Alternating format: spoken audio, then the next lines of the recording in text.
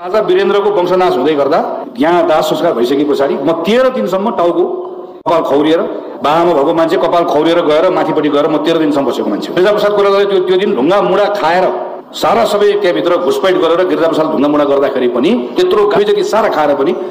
ज्ञानेन्द्रलाई संवैधानिक राजा बनाउनु पर्छ भनेर राखेर आएको मान्छे हो नि। शेरबहादुर देवालले अस्ति भन्नुहुन्थ्यो हामीलाई माघ 19 को घटना हुन्छ भनिसकेपछि शेरबहादुर देवालले राजालाई त्यो बेलामा भेटेर के भन्नुभएको हो भने सरकार सबै कुरा लिइबक्सोस्,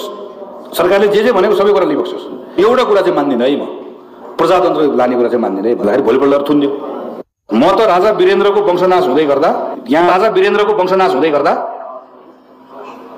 यहाँ दाह संस्कार भइसके पछाडि म 13 दिनसम्म टाउको कपाल खौरिएर गिरिजाप्रसाद कोइरालाले त्यो दिन ढुङ्गा मुढा खाएर सारा सबै त्यहाँभित्र घुसपैठ गरेर गिरिजाप्रसाद ढुङ्गा मुढा गर्दाखेरि पनि गाली बेजती सारा खाएर पनि ज्ञानेन्द्रलाई संवैधानिक राजा बनाउनु पर्छ भनेर राखेर आएको मान्छे हो नि।